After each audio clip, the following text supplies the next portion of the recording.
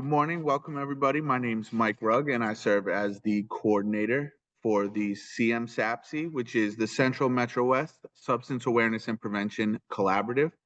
Before we get started, can everybody hear me, see me? Everything okay? I guess give me a thumbs up. I don't know if that works. Yep, we got some raised hands. I think we like that. So I wanted to tell you guys a little bit about CMSAPC today. So CMSAPC is a regional collaborative that brings together 7 communities: Ashland, Hudson, Marlboro, Natick, Northborough, Southborough, and Westborough. These communities come together to serve substance use and promote healthy decision-making for the youth in the community. We want to, prevent substance use with all the youth. We follow a community-driven approach, working across schools, health departments, youth organizations, police, law enforcement, parents, and many others to create a lasting change. Our work is supported by the Mass Call 3B grant from the Bureau of Substance Addiction Services, also known as BSAS. One of the key initiatives supported through the Mass Call 3B grant is our new Talk Early, Talk Often campaign. And I'm actually going to share my screen while I let you guys see a little bit more about that. So Talk Early, Talk Often is a social media based campaign. So if you're watching right now and you got your phone, it would be great if you could scan. On the left is a QR code for Instagram, on the right is for Facebook, and then our website is in the middle. The Talk Early, Talk Often campaign was built directly from what we've been hearing in our communities, that parents and caregivers want support and confidence when it comes to talking with their family about cannabis use. One of the most exciting efforts made possible through our Talk Early, Talk Often campaign one of the most exciting things that we've been working on is the Talk Early, Talk Often campaign. The initiative was designed with parents and caregivers in mind, recognizing how important their role is in shaping the choices that their kids make. The campaign is built on a simple and powerful idea, is that when parents start the conversations early and continue them often, young people are more likely to make healthy decisions and less likely to engage in risky behavior. The campaign lives both online and in the community through social media, our new website, and the work of local brand ambassadors who we have all throughout our 7 communities. Our goal is to give parents not just information, but also the tools, tips, and real stories to make these conversations easier and more effective. With that background, I'm excited to introduce our speakers for today. We're joined by 2 outstanding speakers who bring both professional expertise and a personal perspective. First, we have Dr. Safdar Medina. He's a local pediatrician and professor, as well as a member of a few of our local coalitions. He will share insights into cannabis use disorder, youth brain development, and what parents and caregivers should know from a medical standpoint. Then we'll hear from Shea Finnegan, who will share his lived experience and recovery journey. His story highlights both the challenges and the hope that are so important for young people and families to hear. Together, their perspective will help us deepen our understanding, reduce stigma, and strengthen the prevention work happening across all communities. Thank you all for joining us today. And with that, I will stop sharing my screen as soon as I figure out how to do that. And I'll pass it off to Dr. Medina, and I'll be monitoring the Q&A box. So if anybody has any questions going along, Safdar is going to speak, and then Shea. I'll be monitoring the Q&A box, and then we can do some questions and answers at the end. Thank you guys very much, and here's Safdar.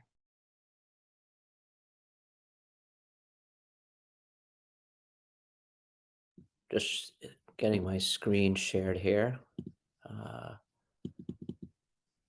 All right, I think I'm still might be disabled from sharing my screen. Let me see.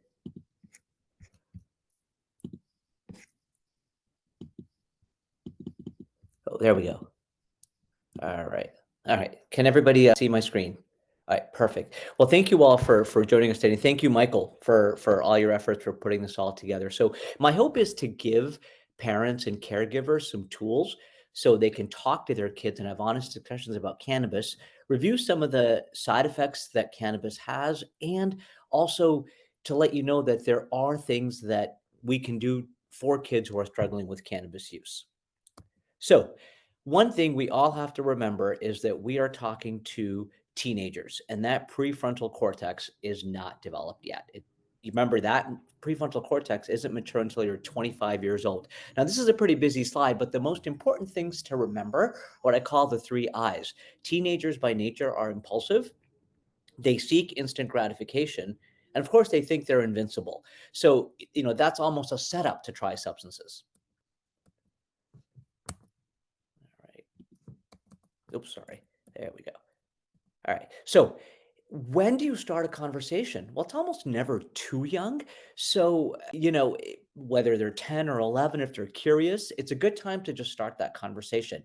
Make sure they know positive norms. Make sure they know that most kids their age when they're younger and even in high school are not using substances, because that will let them know that they are part of the majority. Ask them what they know and have meaningful discussions. Praise any positive decision they're making. Praise goes a long way. Ask them the space to ask you questions and assure them that you're going to support them and not punish them. When we start the punishment for using drugs, things actually end up getting worse. Also, find out what's going to motivate them to stop using substances or avoid using them, whether it's academics or the arts or sports or meaningful relationships. When they're older, there's a chance that they're going to see a lot of kids using, and they may start feeling left out. What we know about our data is there is a huge spike in substance use initiation between ninth and 10th grade. So it's important to realize this conversation has to continue into high school. Um, and how are they feeling about feeling left out? Help them set short term goals. Remember that that frontal cortex isn't developed. So you want to make sure that you set very short-term goals about just succeeding in a soccer game or getting an A on a test or, going out with friends. Set a plan though if they need you if something happens so that they can text you or call you or do anything if they're in trouble, and no question to ask that you'll come and pick them up if they're in a situation that they feel uncomfortable in.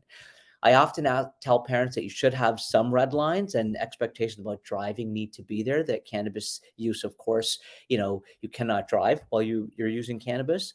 They're also old enough to know about family history, and that you know what, you may be one of those kids that may have an issue with using cannabis, just like Uncle so and so had struggled with alcohol dependence. And again, keep up that praise even when they're older. All right. So, how do you know if your teen is using substances? So, you want to look for changes in behavior. And we have to remember that cannabis itself can cause depression, anxiety, anger, and irritability. So, these are really signs to be in tune for. Erratic sleep, suddenly withdrawing from school activities and friends, grades declining, spending more time alone. And just remember, you know your child the best. So, it's important for you to reach out if you suspect anything. When you approach your child, be open and honest. Make sure that you do not judge them or punish them. It's important to meet them where they are, show empathy and say, we just want to help you, not being confrontational in any way. And also, one thing I do caution parents is avoid home drug tests. A lot of them aren't accurate, and then it creates a trust mistrust issue with you when you're a teenager. Let us do the drug testing.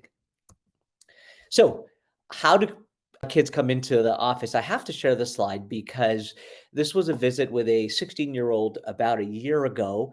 Came in, wasn't exactly sure why they were there. Mother took all this stuff out of her handbag and said, I'm going to let you two talk about this, and walked out of the room. And as you can see on this slide, this is various forms of cannabis. There's an edible there. There are carts there, all ordered via some link on TikTok. So our kids are inundated with ads online, and it's very easy for them to order things. And I have to tell you, we had a really, really meaningful discussion after we found out he was using cannabis, and we're able to get him some help. Always be prepared for what kids will say because they've heard things, and I'm going to go over some of the myths that they hear and how you can react to those myths. So, cannabis use by teens is more likely to be self-medicating when compared to alcohol. Alcohol still tends to be more social, so a lot of kids may use cannabis alone, may start self-treating any pre-existing anxiety with it, or their mood or sleep issues. Interestingly enough, so many kids will agree that tobacco smoking or vaping is harmful to their lungs. They do not share that same concern about cannabis. So it's important for us to discuss that with them. And again, public health campaigns we've done a good job of educating the public in general about tobacco and alcohol. I think we still have to get there with marijuana.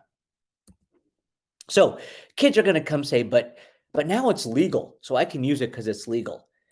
Well, I always really talk to kids as legal doesn't mean safe. I mean, tobacco and alcohol are legal, and the same discussion happens with alcohol and tobacco.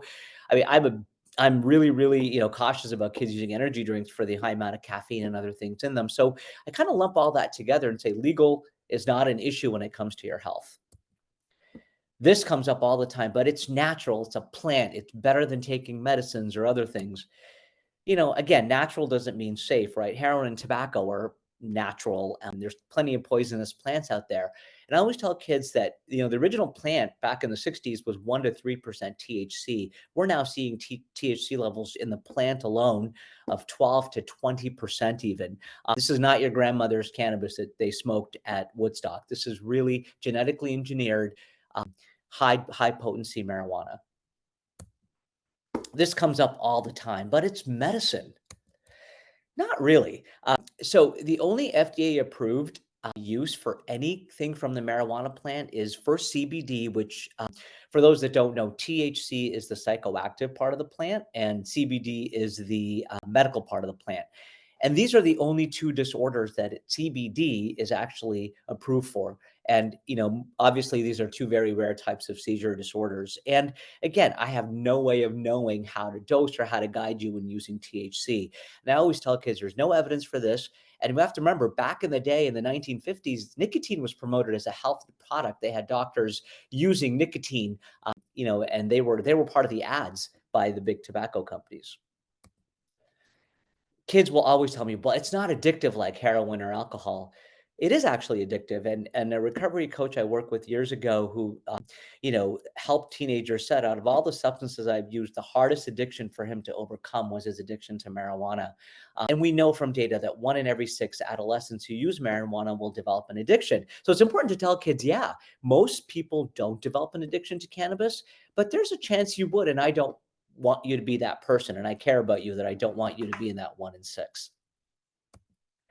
And then I love this. Well, marijuana is not as bad as other drugs, and just the key word, not as bad. It's still bad for you, and we're going to go over some of the ways that it is bad, of course, and that no one dies or ODs using marijuana. This is true, actually. However, the secondary things that can happen from using marijuana could potentially lead to extremely adverse outcomes.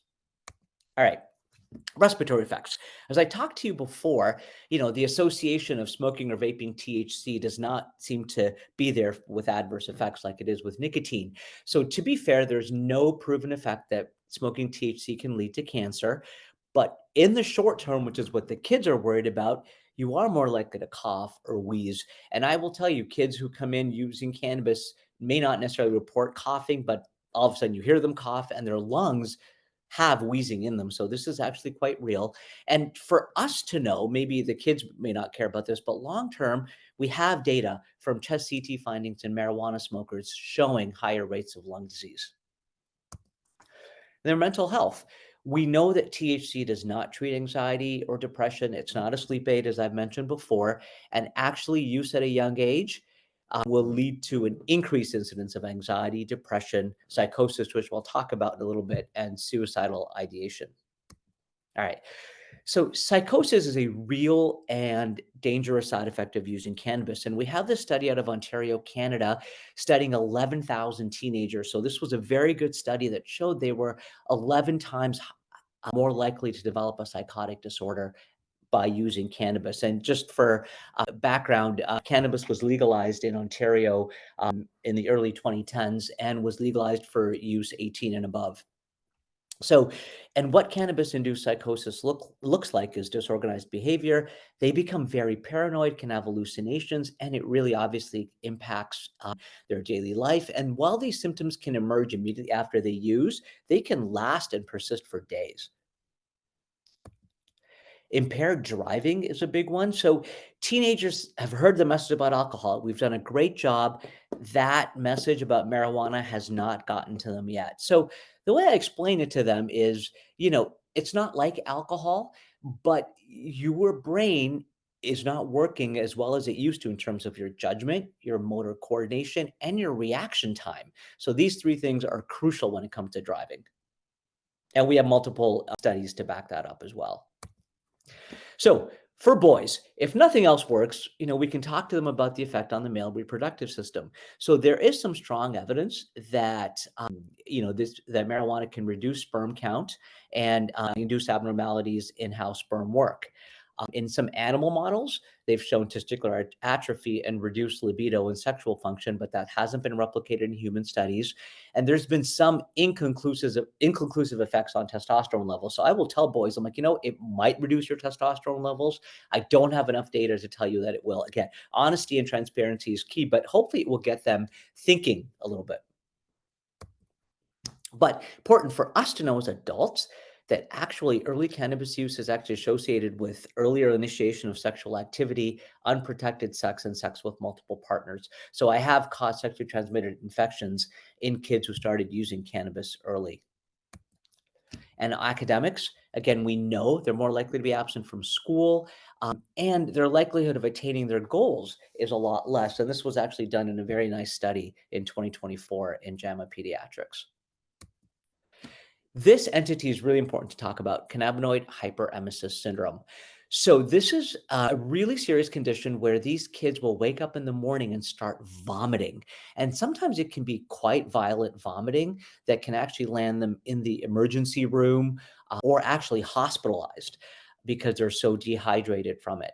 And they don't have to use it every day. They may only use it a few times a week. The earlier they start, the more likely they are to develop this condition.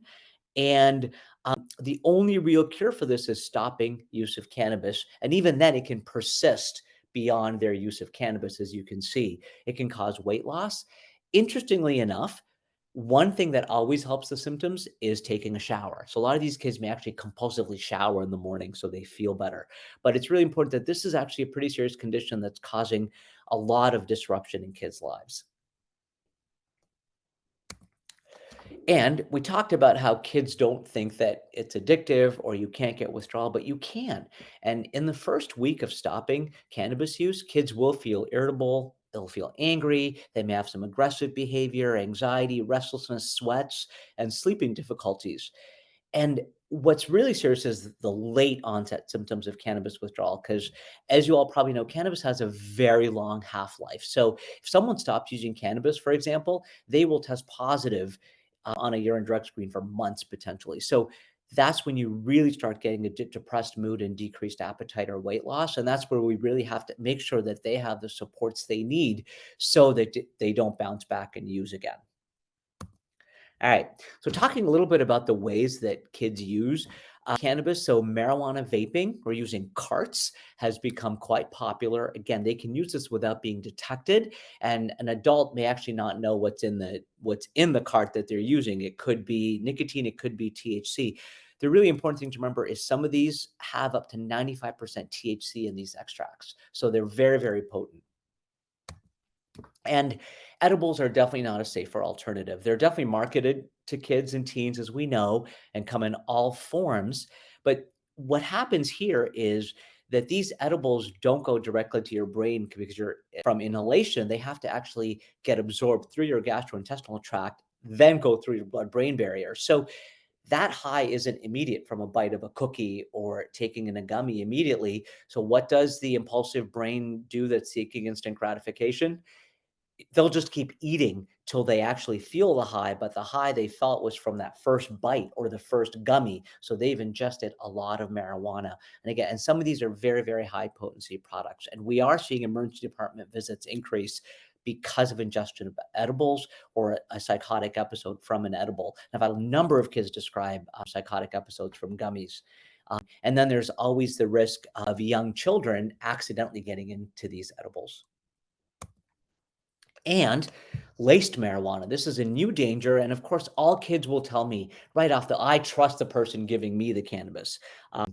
However, there is real danger. There's a real danger there because there is marijuana out there laced with heroin, fentanyl, or cocaine or other things.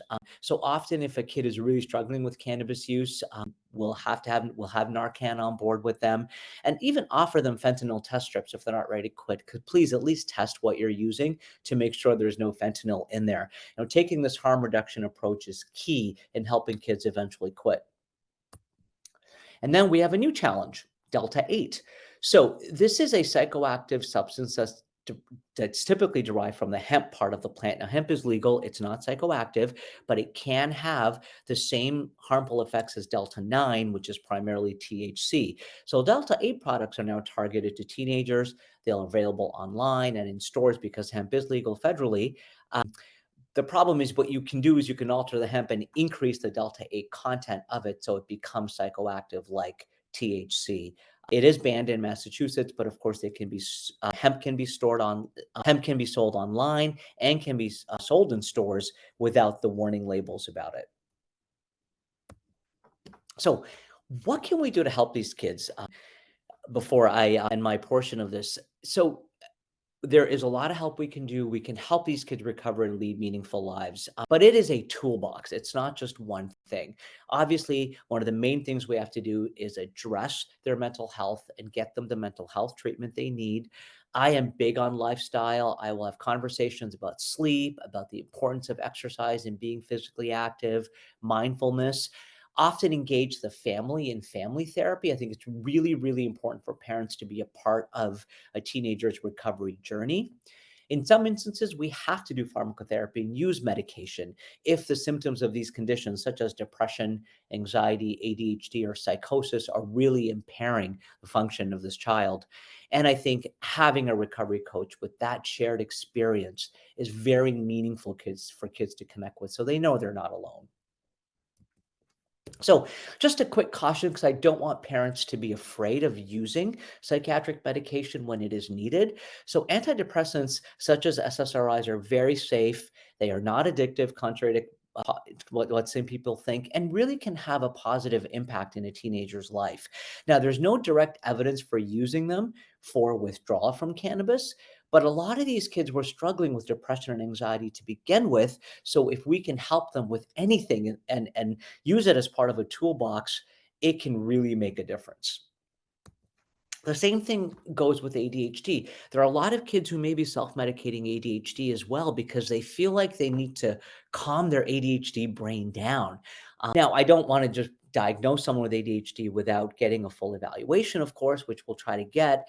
And we can consider treating them with a long-acting stimulant with very little abuse potential and careful monitoring. Because yes, stimulants can be abused. So again, when we carefully monitor these can actually have a positive impact on a kid's life.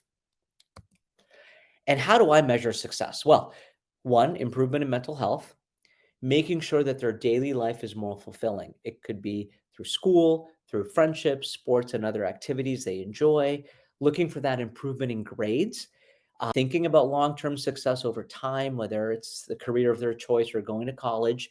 And it's about less use initially. I can't say stop using weed and expect that these kids will stop using. We know that's not going to work. So the best way we know to do this is to use that approach where where we uh, where we work together to make this work. So that is my portion of this. And for some reason, my window isn't letting me stop sharing. So, Michael, will you be able to do that for me? Yeah, let me take a look. I'm not a Zoom pro either, but let me see if I do this and then that. Did that work? Oh, nope. Is my Still says you're sharing sharing, I not? think. I apologize for that. Um, For some reason. I had to, up there Oh, you go. I there think we I go. just did Thank it. you. Thank you. Thank you, everybody. Thank you, everybody. I'm going to turn it over to Shay.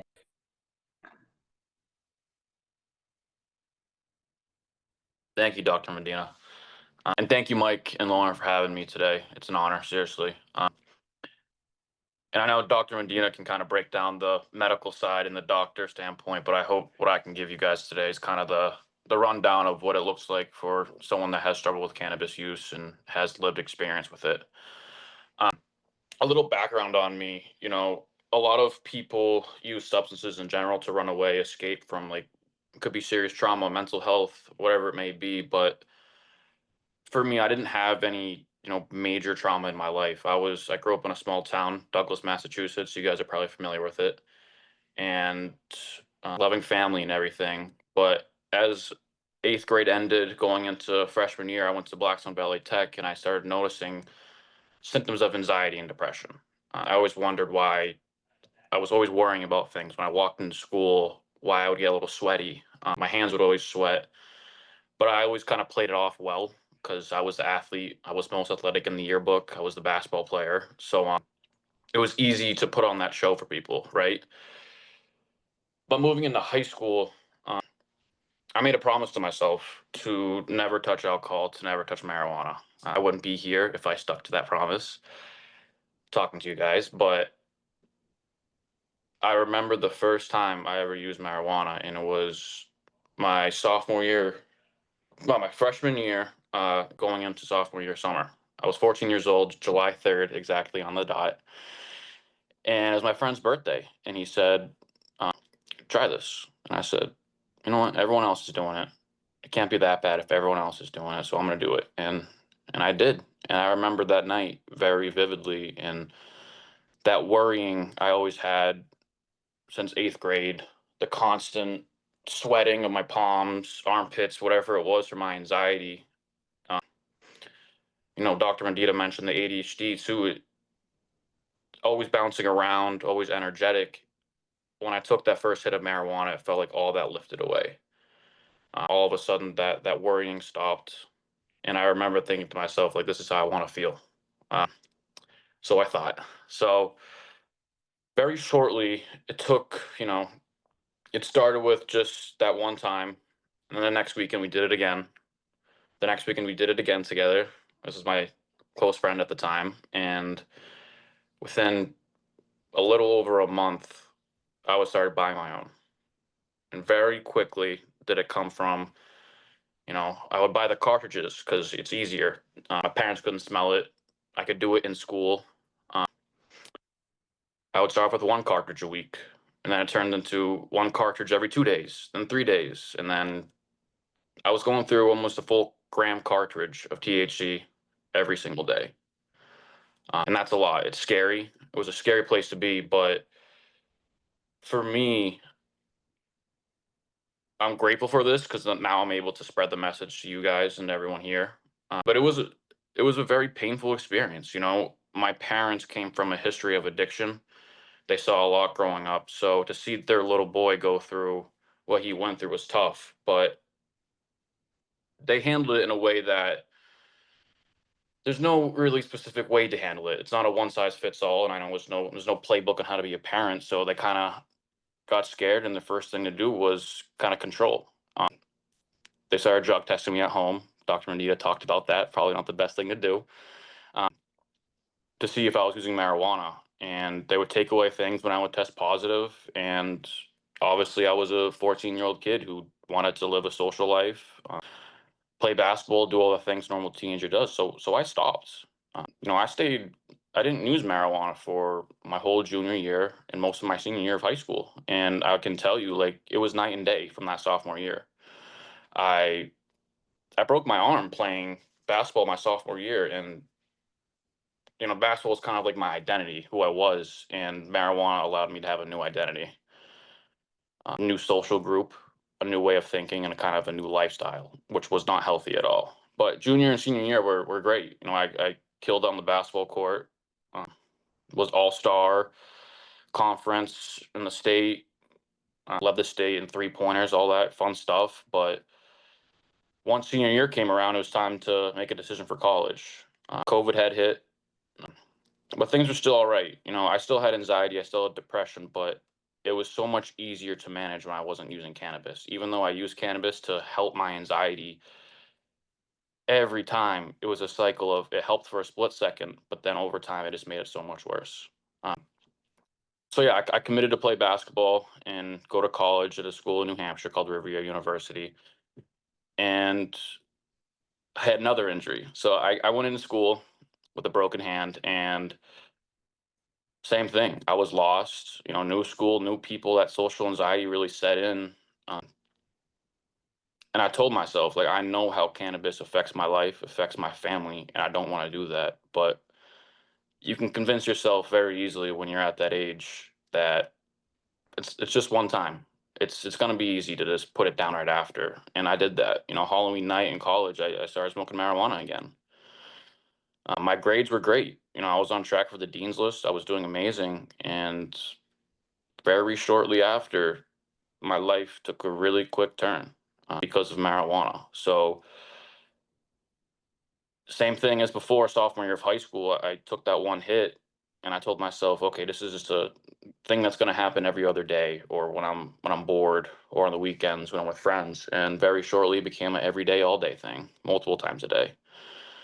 Um, and at this point, I knew people that were of age to go to the dispensary for me, get me the cannabis from there. So in my mind, it was so much easier to rationalize, right? This is legal. It's being sold to people. People use it for medical reasons. So it can't be that bad. It helps my anxiety. It helps my ADHD, which was all me kind of lying to myself in a way. So very shortly after that cycle really set in of me doing it every day, I had a breakdown.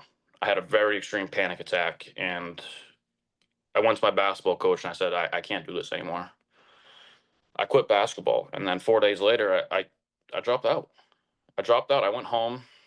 It was around Thanksgiving time, and I was struggling mentally. I was in a very dark, scary place, and my mom and dad, they're very loving, and I'm very blessed to have them in my life, and they would do anything for their son to be happy. And they said, take the time that you need off of school, get a job, work whatever, and just work on yourself. Focus on being happy and get your stuff together. So I said, okay, like that sounds great, let's do it. My version of keeping myself happy, because it was up to me to make myself happy. So I turned to marijuana, thinking that was going to make me happy. If I'm high all day, every day, that's going to make me happy. But reality is, it made everything so much worse in my life. My parents were very, very concerned with me, and they took a different approach this time because the drug test didn't work. So they kind of started calling people, asking recovery coaches what to do. And I'm fortunate for this, but it's again not one size fits all. But they kind of let me do my thing and come to them. But they also didn't enable me. They didn't say it's okay to smoke marijuana in my house or anything like that. My dad had car insurance through my father because it's cheaper that way, and he pulled it away because he said, "I'm not going to be liable to have my name on that piece of paper if you're driving around high." Um, a lot of fights came up because my emotional control when I was using marijuana felt like it was non-existent. It took one simple thing to happen in my life, and I was out of control. I would spiral. There used to be holes in my walls, and Dr. Medina knows me pretty well. I'm not that angry type of person. I'm a big teddy bear, honestly. I'm not a violent, angry person, but that's what marijuana did to me. It changed me. So yeah, I took that year to kind of verbally said work on myself, but to use marijuana and do other things. Um, and then I made a decision where I wanted to be a normal kid, and I wanted to go back to school. And so I did. I went to Quinn Sigmund Community College in Worcester. And my mom and dad said, okay, we'll help you get back in school, but they made me sign a contract and said, under one condition, you can't smoke marijuana. And I said, okay, all right, I'll do it. I'll do it. Because I knew in the back of my head that that's what was best for me. So I did. I literally stopped smoking marijuana. But the problem with that was the withdrawal of it, and the mental place I was in when I stopped was petrifying. Where I lasted a week in college at Quinn Sigmund Community College in Worcester, and I had another bad mental breakdown, and I ended up in a 72-hour hold at a hospital because of suicide ideation, and I was saying things and doing things that showed that I didn't want to live anymore, because that's where marijuana brought me, was a deep, dark state of depression and anxiety. And so I broke down to my mom and I said, I can't do this anymore. I really can't. and they did a bunch of research, and they said, there's this place in Seekonk, Massachusetts called Heron Wellness. I think this would be great for you. And at that point, I was very open, and I realized that what I was doing wasn't right. And I said, okay, I'll go. I'll go for a month or whatever it is. And that was the first time where I was able to talk about my experience, how I felt, and what I was doing. And I didn't feel alone anymore. And I think that's a big message to send to people, especially the youth, because, from ages 14 to 19, I thought I was always a little different. I thought different. I felt different than most kids my age. But I entered these rooms at Heron Wellness and Seekonk, and all of a sudden, I start talking about in groups and therapy sessions about how I feel, what's going on in my life, and I see people nodding their head and then coming up to me and saying, "Yeah, I feel that way too. I felt that way too." I literally told my therapist at Heron, and I said, "My brain belongs in science because something's not right. Something's not ticking right." And she said, "No, just wait." And I did. And I had people come in, all sorts of different substances there, right? Heroin, fentanyl, crack, coke, it doesn't matter. The underlying feelings were all the same, but I was very blessed to have people there as well that shared the same struggle of cannabis with me. So along this journey at Heron, I stayed at the residential building for 7 months. And I made very close friends, and one of them actually struggled with cannabis as well. He's only 2 years older than me. And me and him shared this bond of, you know, we always talked about our journey with cannabis, what it was like through high school, and how scary it was to show how normalized it was. You know, in between class periods, going to the bathroom or bring the little, we call it dab pen, the vape cartridge of THC between periods was like the cool thing to do, we thought, to be the bad kid, the bad boy. So that journey was life changing for me because I saw other people share the same struggle with me, but also I actually gained a community out of it, a community of people who could relate to me and relate to a lot of other people. I now work there, and what I've seen is a massive increase of people coming in for marijuana use disorder. A lot of young people for sure. I've seen as early as 16 come in, but I've also seen full-grown men in their 60s, 70s come in, and they're struggling with marijuana use disorder. I've seen people in psychosis. I've seen people with CHS that Dr. Medina talked about. And it's scary because, the stigma attached to it is that it's normal. Everybody does it. It's nature's medicine. Um, but for me, that was a way of giving myself an excuse to do it. So my parents always said something to me when I was going through it, and it really stuck with me. And it made me upset at the time. But looking back at it, I can smile. Looking back at it, I can smile. And I always said, if it's not a problem, Shea, then you should be able just to stop. And I couldn't. I could never just stop. Um, so yeah, that's all I got for you guys today. But if there's any questions or anything, I'm very open. Ask me anything. I'll be more than happy to answer. But thank you guys for letting me share, and I appreciate it. Thank you so much, Shay. That was incredible. We actually do have questions for both of you, and if anyone else has any questions while we're going, I'm going to read them out of the Q&A box. So don't hesitate to ask. First, really quickly, Kelly asked if this was already covered. Is the session being recorded? Yes, it is being recorded, and we are going to hopefully upload it to YouTube as soon as possible and share it out with people. I'll touch base with you, Kelly, about that once it's ready to go. Chrissy King said, for Dr. Medina, I sometimes hear pro-cannabis advocates claiming that the psychosis connection is correlation, not causation. Basically, that people who are already prone to psychosis might be self-medicating. How should we as public health advocates respond to that claim?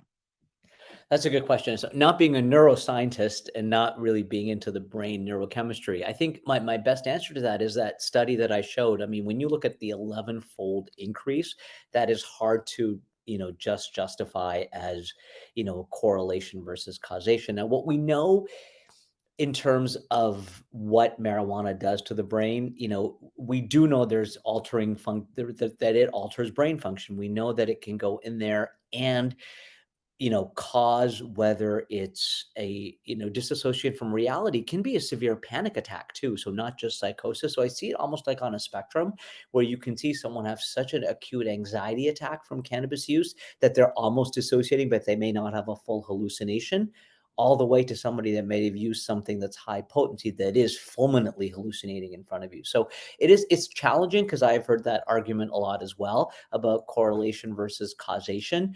But I firmly believe we have enough evidence based on data collection from clinical presentations and understanding some of the brain chemistry and how this works. Great answer. Katie Dos Santos said, for Shea, what do you think your community, family, and school could have done to support you so that you didn't feel you needed cannabis to help you cope?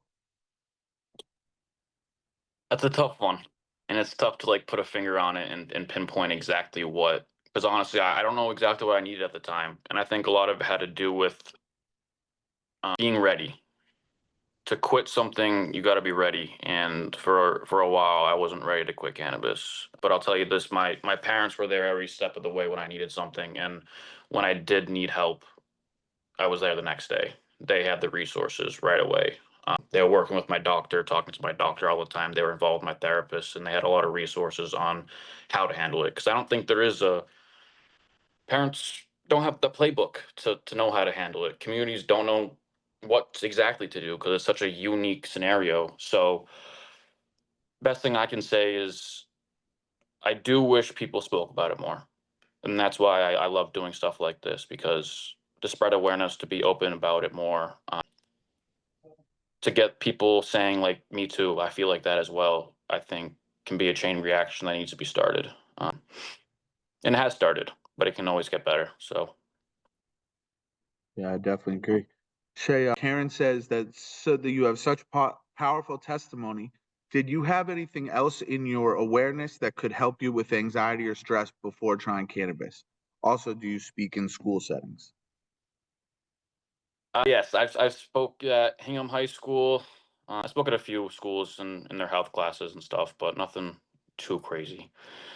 uh, what was the other part of the question? I'm sorry. I believe what she was asking was like, did you have anything besides cannabis to help, like help you deal with anxiety when you were a teen? Karen, if I'm mistaken there, feel free to ask another question in the box.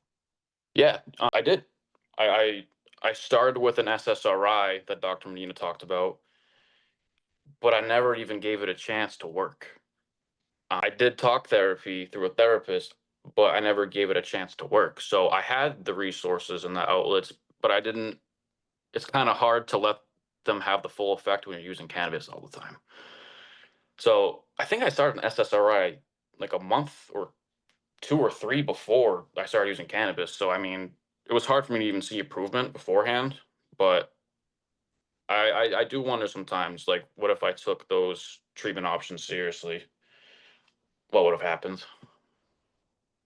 Yeah, I think that that's a common thing that people think that one thing's not working fast enough, so they try something Hmm. else drastically. When really anything with therapy or medicine, it takes a while to like get into your system, get into your head. So I think that's super valid what you just said. Dr. Medina, would you be able to share the slide deck? Tracy says it has some great talking points, and they want to get a copy of them. Yes, of course. I will send it to you, Awesome. Michael, So and then we can distribute it. Yep. yep, absolutely. That works for me. We got a few more. Shay, thank you. Fareen says, Shay, thank you so much for sharing your experience. I realize no two situations are the same, but what one piece of advice would you give for parents who have kids struggling like you were in high school?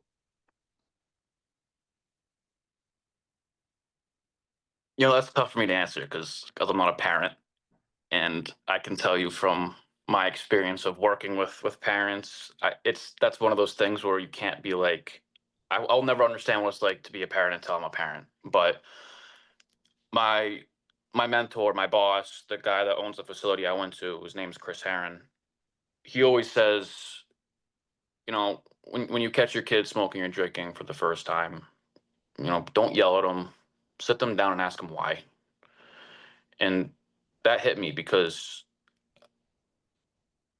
my parents, they took the drug test route right away because they were scared and out of fear. And I'm not resentful towards them or anything. Like, I understand it was out of love and out of compassion, but Chris's approach of asking why is great because, you know, why wasn't I able to go down in my friend's basement at 14 years old and just hang out and be myself?